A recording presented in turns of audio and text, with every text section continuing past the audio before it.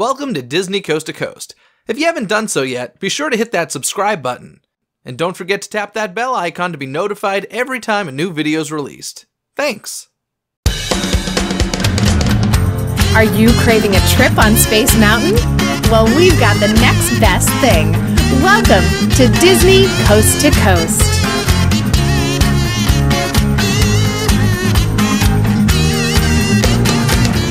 Hey folks, and welcome to Disney Coast to Coast, the ultimate unofficial Disney fan podcast. I'm Jeff DePaoli, and today on the show I have Rob joining me from YouTube. His username is Rob Plays, and he recently created a video that sparked my interest and made me ask some questions. So Rob, welcome to the show. Thanks, Jeff. Thanks for having me. Yeah, you've been on a couple times for a couple of trivia time segments, but this is your first time in the co-host chair, so thanks for joining. The video that you made was called What Makes a Disney Ride a Classic? And yeah, I'm just curious, where did this idea come from for you? So it was a question that was bouncing around in my head for a while. I think what we see happen online, especially with the Disney fan community, whenever a change to an attraction is announced, is you get a lot of people saying, well, they can't change it. That ride's it's a classic. And I think the one that was most prominent for me was when they announced, obviously, the change from the Tower of Terror to Mission Breakout over in Disney's California Adventure. And it just got me thinking, well, what makes it, what is a classic? Is every ride that's been around for X amount of years a classic? Is it because Walt touched it as a classic? I'd always hear these different stories with sort of different rules applied to them. And I figured in my mind, well, there can't be a clear set of rules, but I wanted to put that question out there for people watching because I wanted them to think about, at least on their personal level, what makes a ride a classic, so that when that next change does roll around, they can sort of put it up against that, personal criteria and decide well, is this change, heresy, or is it great? And, from there, I just kind of started to ask all the questions in my mind in the video and hope that people would answer it for themselves. Cool. And yeah, your videos tend to run around 5, 6, 7 minutes long, which of course doesn't lead to a huge long conversation. And as I said, this sparked my interest and made me think about it, which is, I guess, the purpose of your video. So I asked you to come on so that we could have a longer conversation about it. So let's get to it right now. It's time to dive into today's Disney dialogue. So in your video, there were a few different areas that you talked about. There was theme, age, history, fandom, and Walt's legacy. So I'd like to discuss those with you a little bit more, but then also it kind of popped in some more questions in my mind. And as you mentioned in your video, they're really, this conversation will not have any conclusion to it. I found myself going through and being sure, there's these rules that you kind of think theme, age, history, fandom, all that.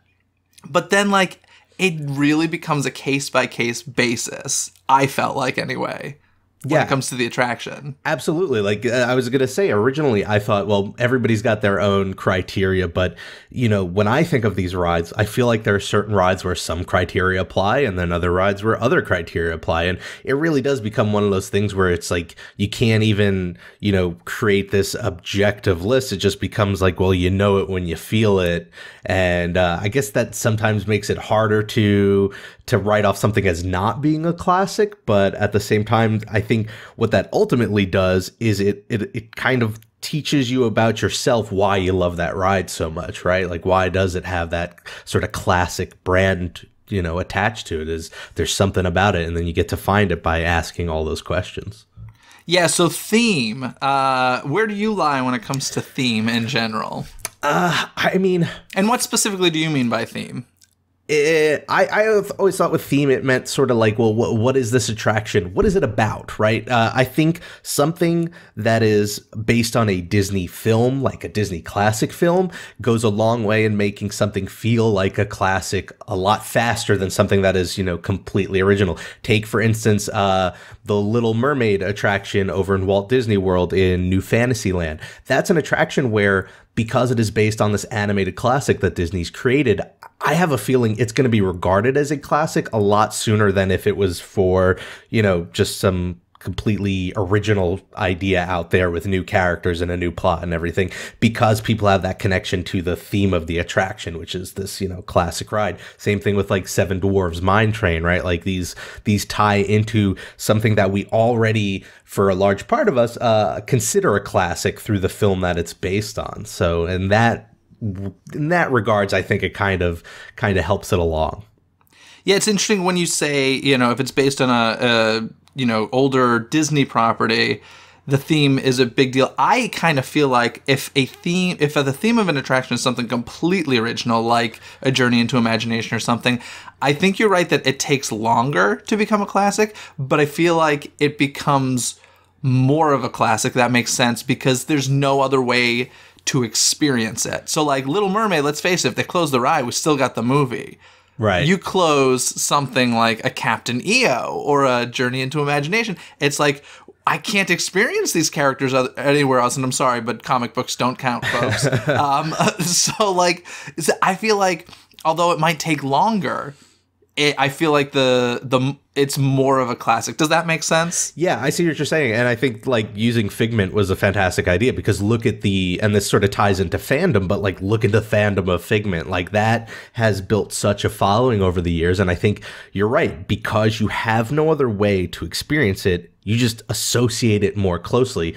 When, you know, I think somebody I know who loves The Little Mermaid thinks about The Little Mermaid, they could be thinking about the movie or the musical or the attraction. But, you know, with Figment, you don't have as many other options out there. You know, this is totally off base right here, but we're just talking about Figment, and I had like a spark of inspiration, no pun intended. But can you imagine if they created like a Spectro Magic type parade that was like led by Figment and Dreamfinder? Oh wow, that would be a cool way to bring it back. Like that'd be awesome. Yeah, I always love the idea of doing something new with an idea, and I don't mind Disney like leaning hard into nostalgia as long as it's in a new form. So I would love something like that.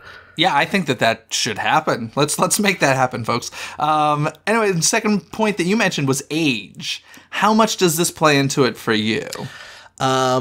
Almost none at all. Like that's where I think I get a lot of like controversy on my channel and stuff, because I always have this mantra that like as long as what you're replacing the ride with is an even better attraction, and maybe the stakes are higher because something's older, it doesn't matter how old it is. And I think this is one where it's so relative, right? Because and I think back to the Tower of Terror and Mission Breakout, because I think there are a lot of perhaps younger people who, for them, because they are younger, that attraction's been around almost their entire life. And so for them, I think it becomes easier to call it a classic, whereas I can imagine there must be some guests to Disneyland who have been around since 1955, where, you know, relatively speaking, you know, the Tower of Terror was, you know, over in California in the blink of an eye. And so I think that one becomes really, really personal. And then, you know, I try to pull myself away from it. And that's why, like, you know, they can announce tomorrow that they're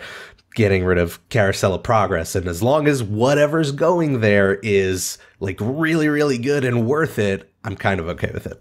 You just put a knife in my heart. No, I think one of the points that you made about age in your video that I found really interesting was the Sorcerer's Hat. Not a ride, but the Sorcerer's Hat at Disney's Hollywood Studios.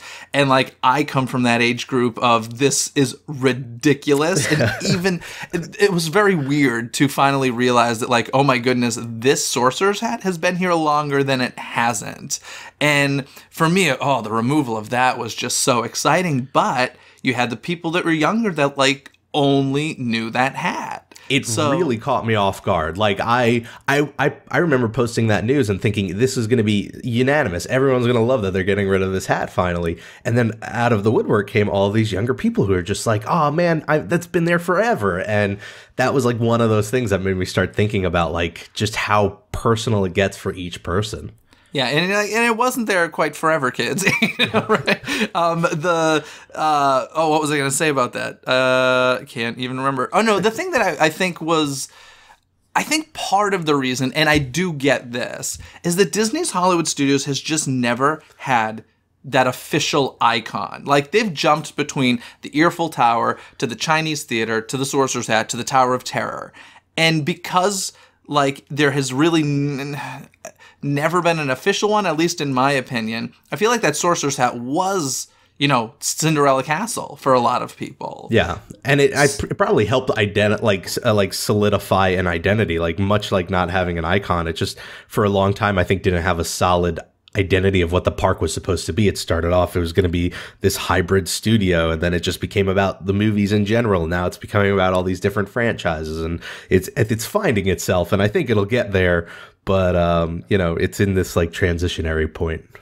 Yeah, your next point was history. What did you mean by that specifically? So this is the part I love the most, and I will say that like this is the part where I put most weight in whether something is a classic or not. And that's of course a bias because like I do so many videos about the history of these attractions, but so many Disney attractions have these interesting stories and histories behind them. You hear about, you know, Space Mountain and how this was originally going to be sort of a futuristic Matterhorn bobsled that Walt had thought up, and then they sort of brought it back for Walt Disney World.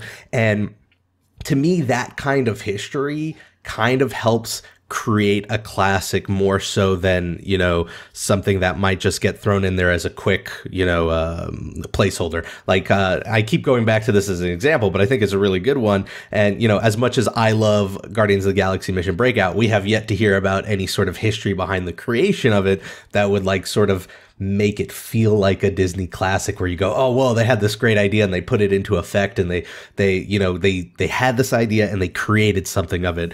Maybe it's there and maybe we'll get it eventually, and maybe that will help us start to make it feel like a classic. But, you know, I think to just stories behind like Pirates of the Caribbean or, you know, the Carousel of Progress and just those behind the scenes stories make me appreciate those rides on a whole other level. And that kind of pushes it up into like classic, you know, mode. Yeah, I think when it comes to your example of Guardians, I think the history idea really just comes from, we need a Marvel attraction, like, and that's not as exciting as like these Imagineers sitting around getting excited about pirates. You know what I mean? Especially when it's an overlay. I mean, do you call that an overlay? I don't even know. When it's a brand new attraction and it's full time, yeah, is that called an overlay still? I don't know. It's like a whole new category we're into, right? Like for so long, Disney was about, we're going to tear down this attraction or we're going to gut this attraction and then replace it. And then I think in the last like 15, 20 years, we started to see more and more of the idea of just reskinning it, right? And putting something new to it. But, you know, even with that, I think the potential is there as long as the stories come out, because you think of something like It's a Small World, which I think many, many people would consider a classic. And that really did ultimately begin as, you know, we need to come up with this ride concept for, you know, the UNICEF Pepsi Pavilion at the World's Fair. We have like less than a year. What are we going to do? And they turned that into something that ultimately did become a classic. So maybe those stories like that are within it, but, you know, it's up to Disney to sort of put it out there so that we could learn about it. Yeah, we got to wait for that coffee table book to come out eventually. Exactly. And then there's the point of the fandom, which, oh God, that can go in a whole, that can get intense. Yeah, and I think to an extent that is almost like a culmination of all of this stuff. But for me, the attraction that kind of stood out as an example was Horizons. You know, Horizons, when I remember looking at the dates and counting out the years, and Horizons its existence was shorter than what we have today now with Rock and Roller Coaster. And I think if you posed the question to like the sort of Disney fan community, which attraction is more of a classic, I think people will go with Horizons. And maybe if we lose Rock and Roller Coaster, that will like be pushed into the halls of becoming a classic. But I think Horizon had that fandom behind it, maybe because it was super detailed, really long. I mean, it's one of my favorite attractions, so I get it. But it made me realize that kind of does help set it apart from other attractions, because we've had attractions that are pretty old. Like now off the top of my head, I'm wondering like Aladdin's Magic Carpets over in Adventureland, like how old is that attraction, and do people call that a classic, or is it, you know, just another Dumbo clone? I feel like where the fans stand on the attraction plays a big part of that, you know, classification. Now, when you were talking about Horizons versus Rock and Roller Coaster, something that popped in my mind is like, I wonder if like the amount of time an attraction has been gone if it then becomes more of a classic because it's been gone for so long. Like, I don't really know what the Horizon... I feel like, from what I understand, the lines for Horizon were just not there when it was closing, which falls into the fandom. If people aren't in line waiting for it, it's not so popular. But then you hear it closes, and of course that final week, there are massive lines. But then the longer it's away, like, I have very little memory of Horizons. I know I did it as a kid, but I have very little memories. But in my mind, it is a classic, I think. So I wonder if, like, the amount of time it's been gone solidifies it as a classic, if people are still, like, talking about it. Oh, I think that does play a big role in it. And you see that go even beyond attractions into other things. Like, look at the fandom surrounding the little orange bird, which was ultimately just like a corporate tie-in for orange juice. And now there are shirts and hats. And, I think there was a big gap there of, I think it was over a decade at one point, where the orange bird just wasn't there anymore. They got rid of it, and then they just brought it back. And so I think nostalgia plays a big part of that as well. And you see it in action now. Look at Ellen's Energy Adventure. That attraction also didn't really have very long lines towards the end of its life, but you saw this love for it when they announced that it was closing. And I would not be surprised if in 5-10 years people look back on it as fondly as they might look back on like a Horizons or a Great Movie Ride even. You know what I think would make this a little bit less painful, I think, for fans is if Disney really invested in archiving these things. And that's like, I've had a guest on the show who created, I think it was DisneyRideArchive.com, I think was the video. And it's just, I mean, why aren't they doing this? Even if it was as simple as, like I always say, if you don't want to invest a ton, if you don't want to do like the whole virtual reality thing, the simplest way, I know there are tons of videos out there on YouTube of fans taking video of the attractions and, putting them out there. But I will tell you, if there is a paid subscription service, a monthly payment service where like Disney took official video of their attractions before they closed and just had an archive there, I would absolutely sign up for that. 100%. So I'll throw this idea out here. I made a video on this a while back, and I mention it whenever I can because I hope one day some Disney executive hears it and steals the idea, because I hope it comes to fruition. But we started to see with Great Movie Ride and Ellen closing, T-shirts in commemoration of it closing. Go the next step. Give us a whole box set. Give us, like you said, an officially recorded like Blu-ray of the ride through. Give us the soundtrack. Give us like a making of book. If you want to go that extra step, do something like a VR recreation, and then maybe like give us a little prop or some like little memento to remember it by. Really make an event out of it closing and give the fans something that they can take home to like learn more about it, to remember it better by. And then, on Disney's benefit, they get to start to profit over the closing of ride. How many theme parks get to say they do that? I really wish we could see something like that happen, because I would like buy all of them up immediately. Yeah, it's interesting because when it comes to like live entertainment, whether it's, theme park rides or Broadway musicals or whatever, like they're all so fragile because they're so temporary. Like, it's not like a movie that will be around forever if they're taken care of properly, right? So there's a company out there right now called Broadway HD, where they are basically, their mission is to shoot video of Broadway productions and they make it available for streaming on Broadway HD. And I wish that there was some sort of Disney theme park attraction version of that. I think that would be wonderful. One of the final points you make in your video is Walt's legacy, which to me is a big deal, but I'm curious where you lie on that. I think it's a very big one as well, and I think that's one where it gets brought up a lot when it comes to classifying something as a legacy, as like a classic ride. And it's never like this formal thing where they say like this sort of falls within it, but you always hear it through this was the last ride that Walt worked on, or Walt had his hand on working on this attraction.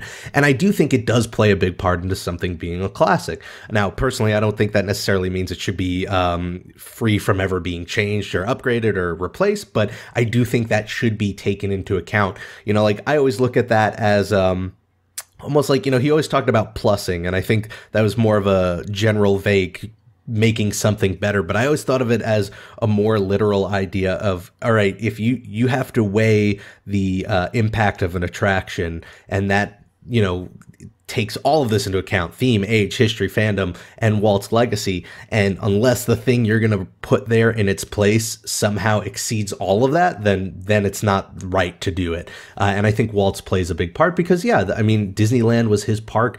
Without him, there would be no Walt Disney World. And so I feel like it's something that should be, you know, really considered. And I think it also does play a little bit into the history of it, you know? Yeah, it is interesting. I can think of two instances where the company kind of recognized Walt's legacy in attractions, and that's when they renamed the Carousel of Progress Walt Disney's Carousel of Progress, and the Enchanted Tiki Room Walt Disney's Enchanted Tiki Room. Now, you know, I'm not certain the answer of this. I know it's Walt Disney's Enchanted Tiki Room here at Disneyland. Is it as well at Walt Disney World? I believe it is. I'm trying to remember now as we were walking by. I think it is. It used to be for a long time a completely different name. Now that I'm totally blanking. Oh yes, yes. I remember doing a trivia question about that. Yeah, like the Sunshine Plaza.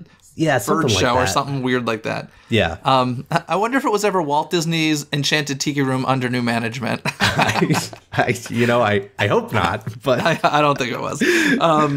But yeah, no, it is interesting that like in those two cases, they decided we're going to put Walt's name on this. Like, why not Walt Disney's? It's a Small World, you know. Like I'm curious, kind of what made them stick his name on those two things. Yeah, that's it, and that's actually a really good question, and I want to pick like the year of Imagineers and try and figure out why, or do they have an internal limit of like how often they can do that, or you know, or does that make it more untouchable? Like, could that be like the Hail Mary of like, we're at risk of losing the Carousel of Progress, let's rename it so you know it becomes that much harder to replace one day? Well, listen, Rob, your video inspired this episode of Disney Coast to Coast. Perhaps that just inspired a new video for you. So there we go. Yeah. Anyway, so those were the points that you made in your video. I've got some questions I wrote down because I'm curious your thoughts on this. So if a ride is an opening day attraction at Disneyland Park, does that like inherently make it more classic than Walt Disney World if it's an opening day attraction at Walt Disney World or any other Disney theme park just because it was simply, you know, Walt was there? I think it does. I think that ties big into Walt's legacy and then also the history. And I think it becomes...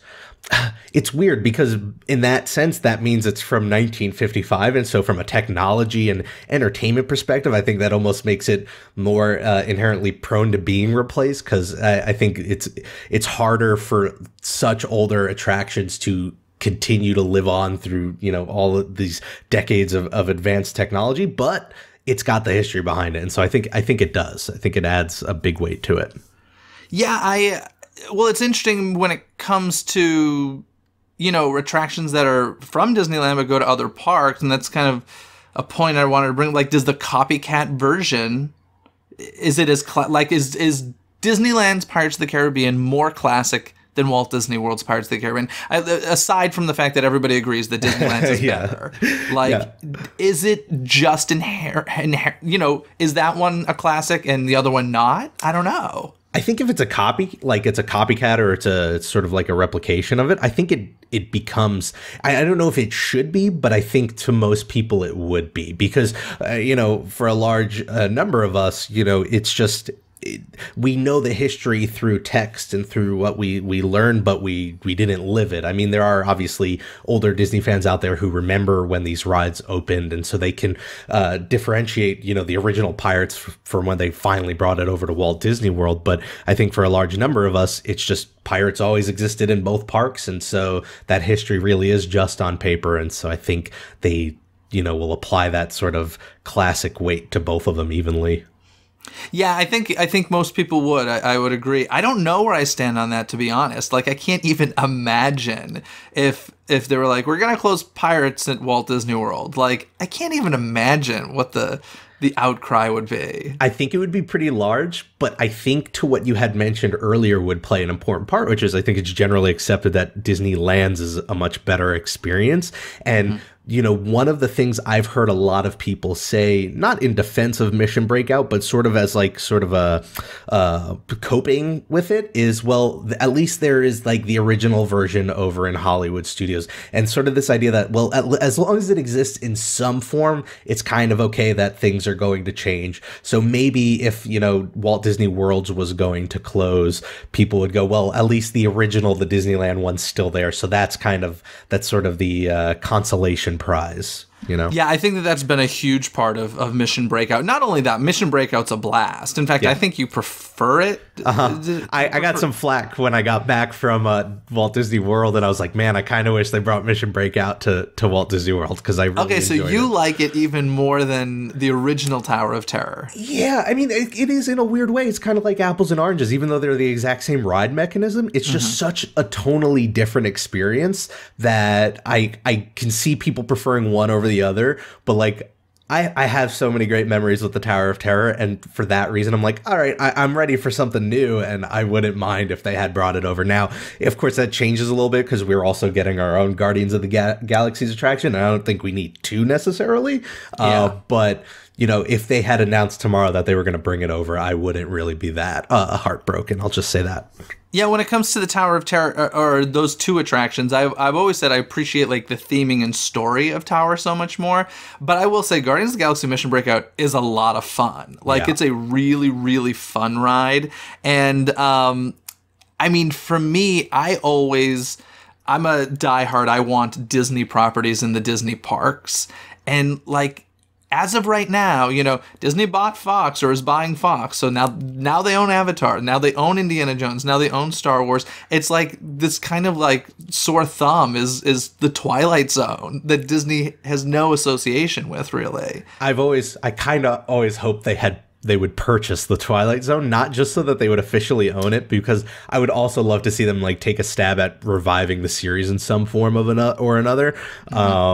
But yeah, absolutely. And I think what Disney person would host? Oh my God, it would be like hosted by Neil Patrick Harris. You know, Neil Patrick Harris would be like the Rod Serling of Disney's Twilight Zone. And that could be a whole episode in itself, because I feel like that's a whole, because I know there are rumors of, you know, not to go too off base, but I know like there have been talks about apparently Jordan Peele reviving the Twilight Zone, and I don't know if he would host it, but it brought back that discussion of like who would host a new Twilight Zone, and I think that'd be a really fun discussion to have, and be maybe an interesting way to like refreshen up the Tower of Terror, like keep it Twilight Zone themed, but maybe whenever this reboot comes out, if it does come out, do something with that, and then it's a little both. I remember the Forrest Whitaker Twilight Zone. That was like, what, was the early 2000s, something like that. Yeah, I remember looking at clips of it, and so there are definitely, like, I feel like risks associated with rebooting anything, but yes. I'm willing to give them the chance. That's a whole episode in and of itself. Is Twilight Zone too much of a classic to have reboots? So that's a good question. No. Anyway, back to our subject. So, where do you lie as far as like an attraction needing to be based on a Disney property? Like, does it get more weight if it's based on a Disney property, or does that not matter so much? And when I say that, I don't mean just buying the property. So I would include Star Tours in that. Can Star Tours be as much a classic as Pirates of the Caribbean? So I think if we're comparing strictly like established properties that Disney owns versus established properties that they don't, I think it becomes more of an uphill battle. You know, I was going to say, like, you look at something like Horizons, that's not a Disney property, but then again, that's not based on any property. That's just sort of an original attraction. I think we're going to see that uphill battle with something like Pandora. Like, yeah, if this Fox deal finally closes next year, Disney will officially own Avatar. It will officially be a Disney property, but I don't think the general public's going to look at it that way. I think there really is going to be this perception of it being like a subsidiary and being completely separate. And so I think Disney rides do kind of get an easier time, because I think it just fits in with the sort of vibe of these theme parks more. You know, when Pandora opened, you know, even if Disney had purchased it beforehand, I think a large question would have been like, well, why? You know, and it's a fantastic part of the park, but it doesn't carry with it that Disney vibe. And so I think that does make it a little bit of a challenge. Yeah, I would agree with you. I think if it's a Disney property, it definitely, it means a lot to me anyway. I don't know. I might disagree with you when it comes to the general public. I don't know if they care so much. And honestly, I don't know if people know. Like, I remember just like as a really young kid being like, oh, Indiana Jones Epic Stunt Spectaculars in Disney MGM Studios. That must be an MGM movie, you know, like. And, that's a good point. And I hate it, like, as a, I don't know, I like clean packages. And so, like, I wish that everything that was in a Universal Studios theme park was a Universal Studios movie, you know? And I understand that, like, that makes it way more difficult for these companies. But I just always wish it were that way. But I don't think the general public cares or even thinks about it. Like, I guarantee you, I would say at least 50% of people now think that Harry Potter is a Universal Studios movie. That's a good point. I you know what? I wouldn't argue that. And I think another large element to it is also age. Like, we're here to experience them buying Fox and buying Avatar and seeing that acquisition happen. But there might be a kid in 25, 30 years who just, you know, that's any other Disney movie at that point. And so for them, it just becomes inherent either way. They're all the same thing. Star Wars, Marvel, Avatar, it's all Disney at that point. And I think that's kind of what Iger's going for, is buying these brands and folding them into Disney so that it just becomes Disney. It's just the kind of thing that's probably going to take a while. But maybe for others, yeah. Time to retire, sir. Time to retire. The first Fox property that's just going to be wholeheartedly accepted as a Disney property is Anastasia. It's just going to be the first one. Like, 100%. It's already halfway there, right? Now, I am curious, do you think there's anything that might be considered an immediate classic? One of the things that pops in my mind, just because it was so overwhelmingly fantastic, was, not that I've experienced it personally, but Pirates of the Caribbean at Shanghai Disneyland. Is there such a thing as an immediate classic? That's an interesting one. I want to say no, right? Because who knows? I think it becomes such a hindsight perception of an attraction, but I think that's where you separate those who are like really in tune with what people are going to like. I think Pirates is a good example where you just look at the way people react to the Pirates of the Caribbean over there, and you can look at that and go, well, maybe it's not a classic right now, but it's definitely going to be one. Like, there's no question. Whereas, you know, and again, I keep going back to this like a broken record, but, you know, the real question that kept getting raised with Mission Breakout was, well, is this still going to be relevant in 10 years? And so you've got the audience that is now questioning it from the get-go, versus I think you're going to have people who ride attractions. And we might see this too with the Millennium Falcon attraction over in Galaxy's Edge. People going, whoa, this is a classic. I think we see a little bit of it with Flights of Passage. I've talked to people who, you know, in their mind, it is almost instantly their favorite Disney ride ever. And like, I guess for some, it just becomes that classic on the first ride. I don't understand that feeling toward Flights of Passage. I really don't. It was a 20% bump up from Soarin'. Like, My take on it, I wrote it for the first time just the other week, and I say that as far as motion simulators go, that is the pinnacle of, like, it perfected Soarin'. It was like, it added all these elements from Star Tours. I thought it was amazing, but like, I'll any day take sets and animatronics and yeah, like that sort of that realistic feeling. But I get, you know, there's that sort of, it's going to be different for everyone, right? Also, you go back to theme. I know there are going to be Star Wars fans who Star Wars Land will be able to do no wrong. It'll be perfect for them. And then there'll be people who really maybe don't like Star Wars, and it's just sort of like a blight on the parks. And so, you know, it does go back to that personalization for each individual, but I think it's possible. I think there's also going to be a lot of those Star Wars fans where Galaxy's Edge can do a lot of wrong. It's just not going to live up to their perception of what, you know, Star Wars Galaxy should be. So that'll be interesting to see when that finally opens. Another question I thought about was, does the park that the attraction is in affect its worthiness? And the one that immediately comes to mind is Little Mermaid, which, you know, was originally constructed for Disney California Adventure, but let's face it, DCA is much less of a classic park than the Magic Kingdom. And frankly, they did just a much better job as far as like the exterior and the queue and everything at Magic Kingdom. But does the park the attractions in affect its worthiness? What do you think? That's a fantastic question. And I think it kind of does, at least in the early stages, right? Because I think you hit the nail on the head there. You know, Magic Kingdom is, well, it's no Disneyland, but it is the Magic Kingdom. And so, yeah, I think it does, but I think that's also one of the things where they almost play off of each other. Does, you know, maybe The Little Mermaid becoming a classic help add that sort of gravity to the park itself, and it sort of turns it into it? I would think maybe the Great Movie Ride, the Tower of Terror, you know, or I should say the Tower of Terror specifically, kind of getting added to Disney's Hollywood studio, I think kind of helped turn that park into what it is today. And so I think it has the opportunity to reverse itself almost in a weird way. Yeah, it's interesting. Several years back, I kind of realized how much the park that an attraction isn't really affects its popularity. And not only the park, but also the land or whatever. Like the two examples that come to my mind is Star Tours at Disneyland over in Tomorrowland. It's right at the entrance of Tomorrowland. Always has a good wait. Whereas Star Tours at Disney's Hollywood Studios kind of tucked back in a corner, often a much shorter wait than Disneyland's. And same can be said for the Winnie the Pooh Dark Ride. Here at Disneyland, it's way in the back. Like, there are literally people who don't even know it exists because it's so far, like, back behind Splash Mountain. Yet you go to the Fantasyland at the Magic Kingdom, and it's always got a good wait. So it's interesting how just the placement of an attraction can really affect its popularity. Yeah, I really like that question because that is a whole other angle to it that I had never thought of before. I think Star Tours is another good example where it just blends into the, like, even beyond just its like physical placement. Like, Star Tours almost blends really well into the theme of Disney's Hollywood Studios, so it just becomes another Hollywood Studios attraction, whereas it's sort of like very unique in Disneyland. Yeah.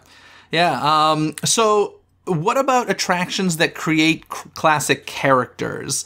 Like, does that immediately make the attraction a classic? Say the ride isn't the greatest, or but you know, you've got a Figment or you've got a Rex. Like, does that help it become a classic, do you think? I think it helps it. I don't know about if it would automatically throw it into that category, but I think it totally helps it. And I think it even goes beyond characters to just how it's implemented. How many people lamented the loss of Gary Sinise in Mission Space, even though he wasn't like very crucial to the attraction itself, but there was like this, people missed Gary. And you have people also similarly kind of loving Patrick Warburton in the pre-show for Soarin'. Like, that was the thing I will say, when they were switching from Soarin' over California to Soarin' around the world, I was like, are we losing Patrick Warburton? And like, the company never confirmed or denied, and it wasn't until you experienced it you're like, oh, Patrick's still here, okay. Like, exactly. So I think that ties into the fandom where, you know, maybe in a weird way that's not what puts the attraction into the realm of classic, but because of the fandom of the attraction itself, would people really care as much about Patrick Warburton and Soarin' if they didn't love the actual ride of Soarin'? Or is it because they love the ride, they start to find every little detail to love about it? And that includes like the actors or the characters who are involved. You know, would we have had a fandom for Figment if the original Imagination just wasn't a good attraction? Probably not, right? So it all feeds off of each other, but I do think it could play a part. Now, here's a big question. Does the Walt Disney Company have a responsibility to consider these questions before closing an attraction? What do you think? 100%. Like, and it kind of goes back to what I was talking about plussing, but I feel like, and I'd hope they generally do this, is you have to consider not just the, weight of how many guests this attraction was, helping with people enjoying the parks, what sort of history it has, costs, things like that. But you also have to play into, what is the history and how classic is this attraction? Yeah, 100%. And that's why I think you might have seen changes like Walt Disney's Carousel of Progress, as it makes it a little bit harder to justify getting rid of it. And at the end of the day, you'd almost expect they do this, because I think if there's one thing we hear about, at least the more famous Imagineers, is they have this reverence for the parks and the history and everything about it. I think more than anything, they might take it more seriously than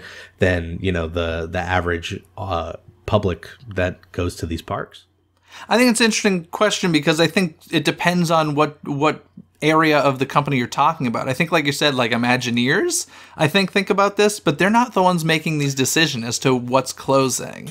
And I think the people making those decisions are just looking at spreadsheets, and it really doesn't matter. They can say, you know what, you may think the Universe of Energy is a classic, and it very well may be a classic, but the lines aren't there. Like, and we need space for something, you know? So I don't know how much they actually do. Like, the people making the decisions, Yeah. I don't think they do really put much weight on it personally. I would love to be wrong. That's a good point. I And I think that also highlights the sort of divide that sometimes happens between the enthusiast fans and then just everybody else, because I think there are plenty of attractions, and Horizons was one of them. I'll go to Horizons for this instance, where the enthusiast fans loved it. It was without a doubt a classic, but the people weren't there. So it wasn't, you know, it wasn't fulfilling its purpose as an entertainment attraction in the parks. Nobody was riding it.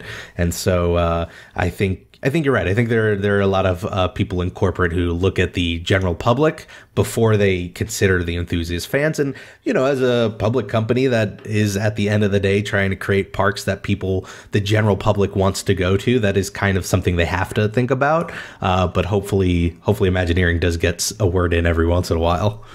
Yeah, no, you brought up an interesting comparison in your video that I'd just like to discuss a little further, and that was you mentioning changes in attractions and whether or not that affects its worthiness as a classic. And the two samples you mentioned were Carousel of Progress, which has gone through numerous changes, and Pirates of the Caribbean, which has gone through changes and tends to get a much more reaction from the fans than Carousel of Progress. And you asked the question, you know, what's the difference really? And I will say, to me, the difference is one is becoming outdated and one is not. One is being changed I think Pirates is being changed for very different reasons than Carousel of Progress. Carousel of Progress is like, okay, this isn't progress anymore, we need to update this. Whereas Pirates, it's like for political reasons or whatever, they're like, we need to make it more family friendly. Whereas I'm like, okay, it's about pirates, they're terrible people, like, let's just paint them as they are type of thing. So I don't know, I'm curious if you thought about that at all, or if that changes your mind on your opinion on that. Yeah, when I think about it, I think it goes to that sort of classic, I don't know if it's a riddle or just a common question of, like, you know, you replace all the parts of a ship. At one point, does it become a completely different ship? And so in my mind, I almost think of it as like a snowball effect. And I don't even think about like the reasonings for changing it, but more like, after how many changes can you at this point safely say, look, we've changed this so far from its original incarnation that can we really say it's like defacing, you know, this classic to make even further changes? You know, the Carousel of Progress was one that jumped out at me because that ride saw a complete script rewrite. It's seen completely new voiceovers, save for, you know, Uncle Orville. It's seen the music change multiple times. Like, it's called Walt Disney's Carousel of Progress, but is it really? Like, because it is very, very different from the attraction that opened at the World's Fair. And so if that happens, you know, on its own, there are reasons over the years why those changes happen. But when you do get to this threshold where you go, well, it is so far from Walt Disney's, from the World's Fair, can we really be upset when we change it? And I think that happens on a small scale of an attraction, but that was also a question I posed for grander changes to, like, Future World at Epcot. Epcot was supposed to be Walt's City of the Future, and it is not. It is now a theme park, and it was sort of founded on certain ideas, and they've sort of evolved a little bit over the years. So do we get to this point where it's not like defacing something that's sacred to make changes to it? And I think that, again, boils down to everybody's own personal interpretation of it. But in my mind, you know, there is a limit where you get to a point and you go, well, this isn't what it originally was anyway. So sure, go ahead, change it for, you know, whatever entertainment reasons you need to. This just in, the new name is inspired by Walt Disney's Carousel of Progress. That's what you'll see in the future. Now, I'm curious, what do you think? Can shows be considered classics, or does it just stay with the rides? Yeah, and it's funny because the show that jumped out to me wasn't even one that's in the theme parks, but it immediately I thought to Disney's Hoop-Dee-Doo Review over at the Fort Wilderness. Yeah, it's been a long run, very long run. Yeah, and you see it with fireworks shows too. There were so many people who thought it was a really bad decision to get rid of Wishes because it had been running for so long, and you see it with parades and the Main Street Electrical Parade, and so I think shows definitely could fall within that category. For me, it's like I can't imagine Disneyland, especially, without Fantasmic anymore. Mm. Even though I'm like vocally not a huge fan of the latest version of Fantasmic, I still can't imagine that park without Fantasmic. So yeah, I definitely feel like shows will fall under that. And finally, a big question is, if an attraction or show is considered a classic, does that mean it shouldn't close? No, I'm granted, I've gotten a lot of heat for that, or taking that opinion too far, but I think every single ride, show, parade, you name it, is up for being changed, altered, or replaced. But what is really important is like what is going in its place. It has to be worth it. You can't replace a Walt Disney's Carousel of Progress with, you know, Stitch's Great Escape version 2.0. Like that's I think clearly a bad idea. It needs to be worth it. But I think everything, and I think that just goes to the spirit of the parks shouldn't become a museum. They should be, you know, parks that people enjoy. And there are attractions out there that can be from 1955 and still enjoyable, and those should stick around. But the day they lose that, then I think it's fair game. Yeah, I it's hard for me to say, but I would agree with you. But I add only if the Walt Disney Company did something like we were talking about earlier as far as preserving these attractions. For it to go away forever is just not an okay thing in my mind. But if they preserved it in some way, shape, or form, as much as I would miss it, I think that would be much more acceptable, in my opinion. In any case, before we go, I want to just rattle through some attractions. And as we said at the beginning of this, we just obviously talked about a lot of different points about what makes something a classic in our opinion and what doesn't. But as we said, like, it really becomes a case-by-case basis, in my opinion. So where do you stand on Big Thunder Mountain Railroad? Yes, I think it is one. And especially because as I learn more about the attraction and its backstory, I love it more and more. Yeah, no, that one has the interesting backstory of what was supposed to be in place of pirates at Walt Disney World. What was it going to become? Big Thunder Costa Mesa or something? Yeah, it was going to be there was going to be the Big Thunder Mesa, and it was going to have like the Western River Expedition, and then it was going to have this runaway train and all this stuff. And it's such a fascinating backstory. And even the ride itself, like its backstory of, you know, all the characters and Barnabas T. Bouillon, and like they've created a little world for that attraction. So I always love it. In my mind, it's sort of reached classic status. Yeah, I would say it's a classic as well. It's interesting. It's got the age to it. It's got some good history to it. Not so much Walt's legacy. Definitely not based on a Disney property. But, you know, enough to make it a classic in our minds. What do you think about the Great Movie Ride? This one's interesting because I don't think it is one, but yet I really, really loved it, and I missed that it's gone. But something about it being one, mostly, almost with the exception of that little Fantasia bit, it's almost entirely non-Disney films. And then that just sort of dates it in a way where it's hard for me to think of it as a classic. That was one I wish they evolved a lot over the years and just added new scenes, but... Well, especially with everything they own now, especially with Fox, oh my goodness, they could have honestly made an entirely Disney-owned Great Movie Ride at that point. You know, in my mind, I'm going to say it's a classic because of the park that it was part of. It was such, I would agree, it bothers me a tremendous amount that, like, nothing in there was Disney, except for, like, Mary Poppins and Fantasia. Oh, right, but, right.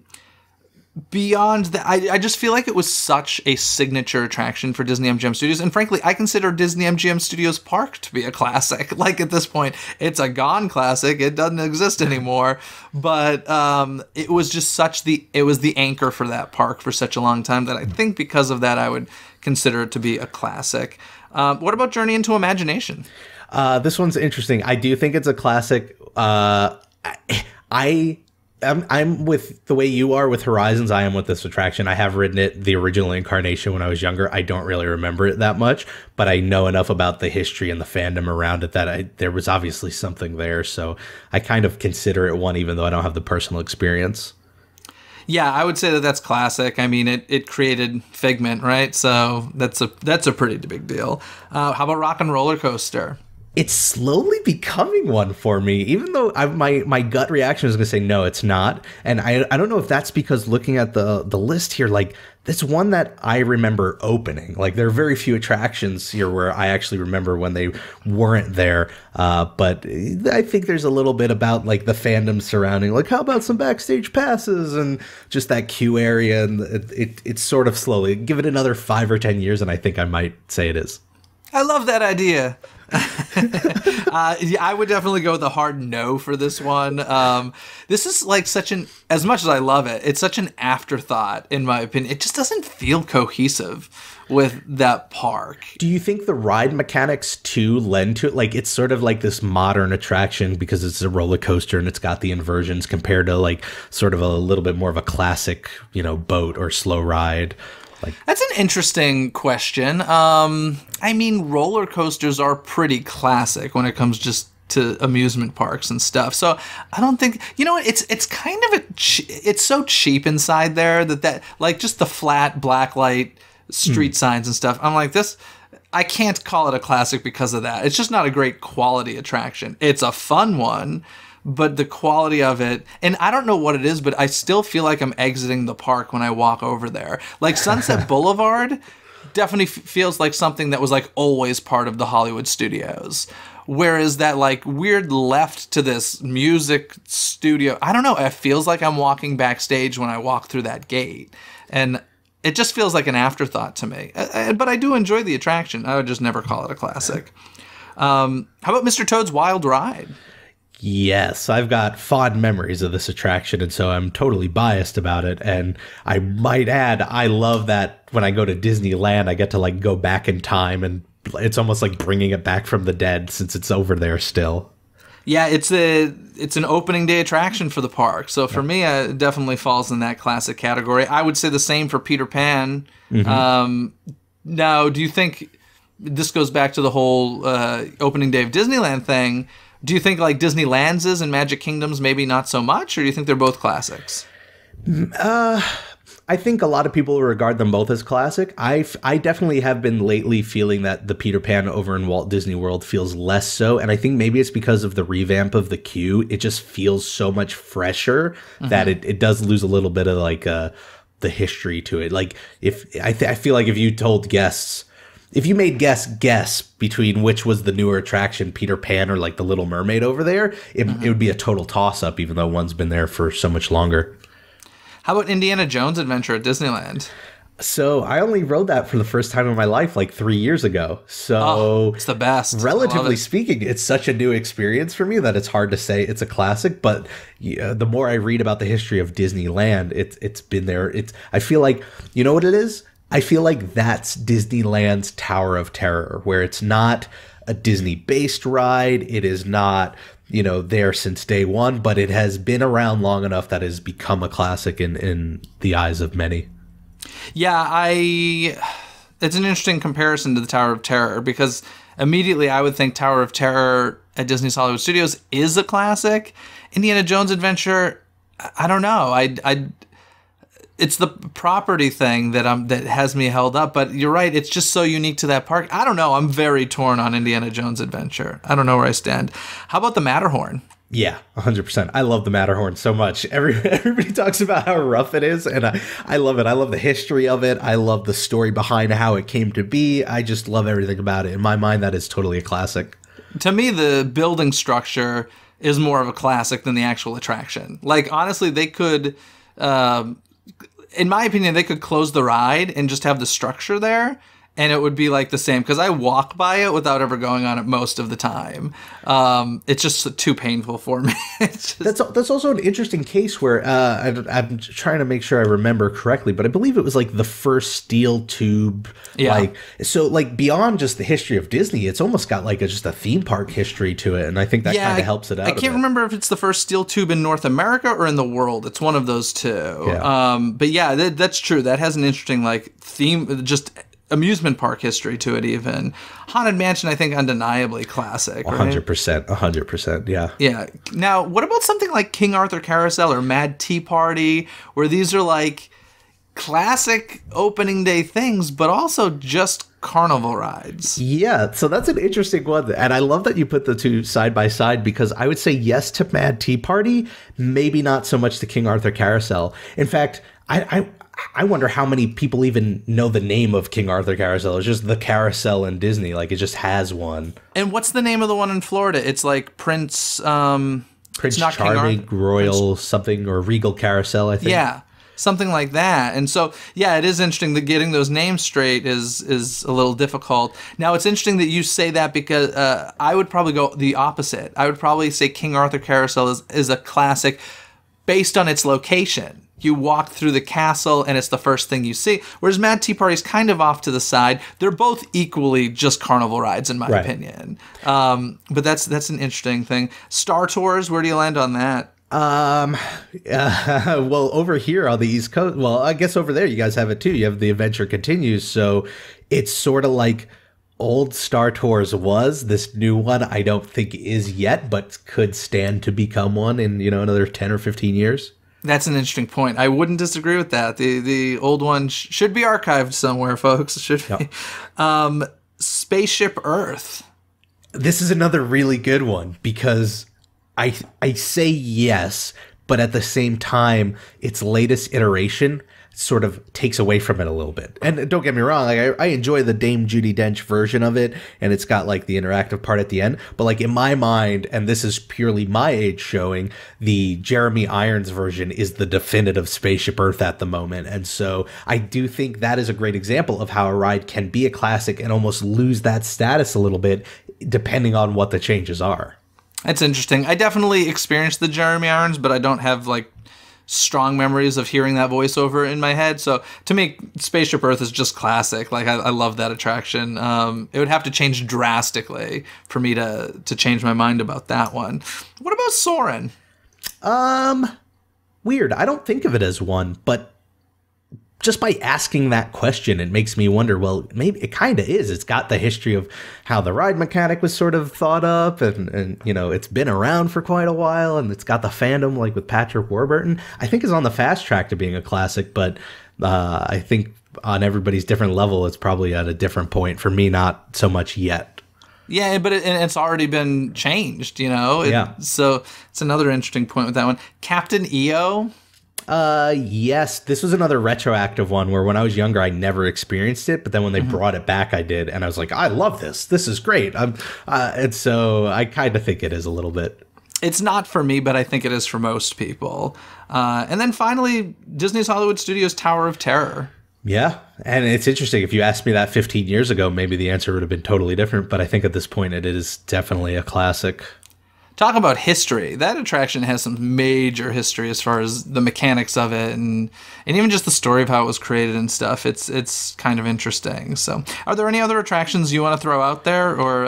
Now that I'm thinking about it, like I'm wondering if we're going to start to see Animal Kingdom attractions start to fall within that realm, specifically like an Expedition Everest or Dinosaur, for instance. Dinosaur's been around about the same time as Indiana Jones Adventure, right?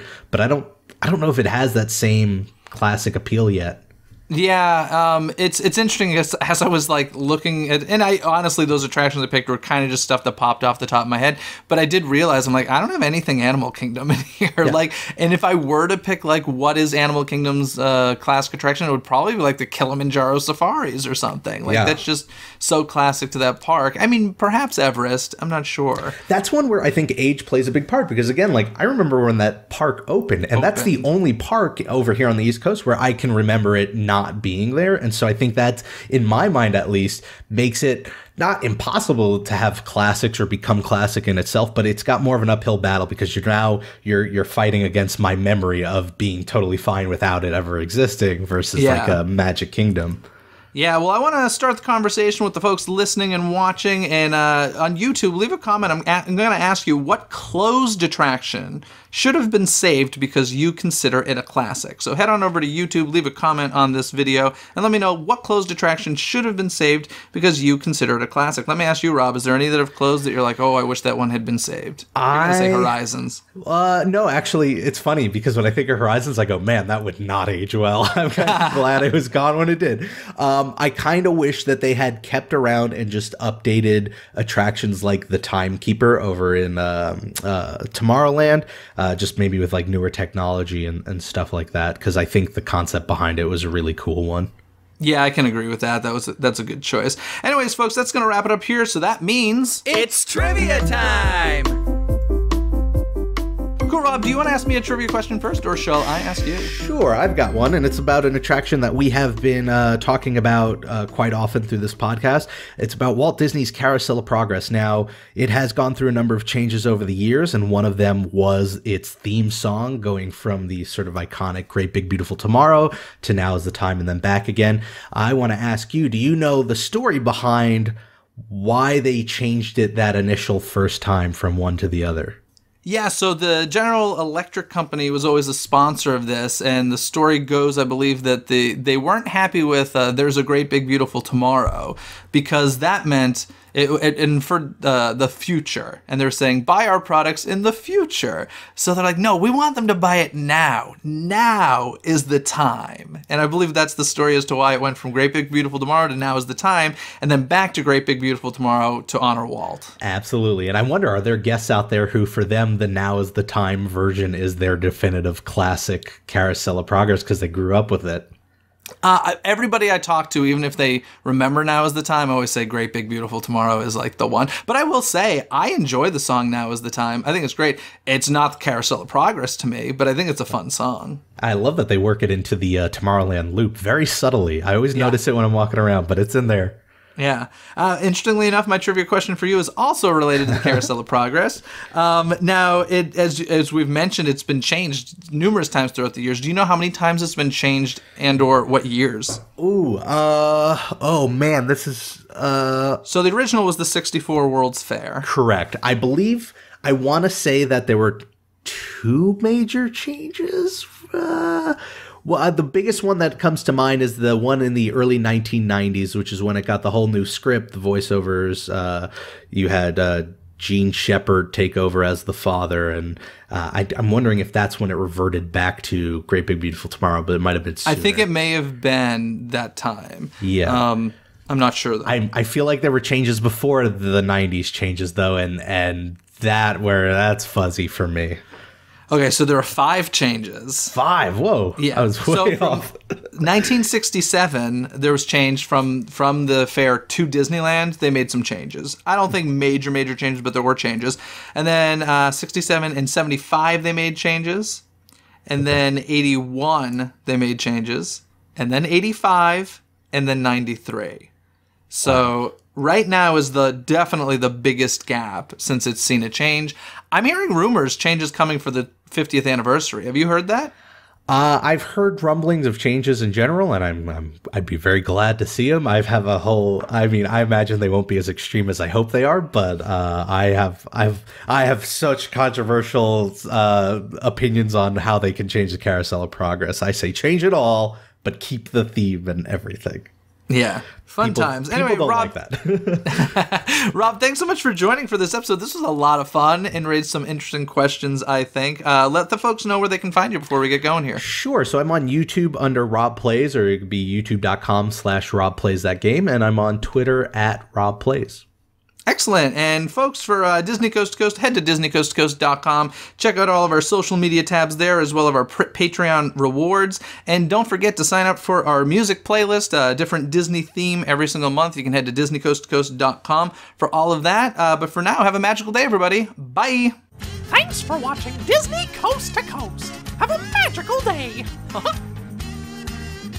Disney Coast to Coast is produced and hosted by Jeff DePaoli. Learn more about the podcast and become a supporter at DisneyCoastToCoast.com.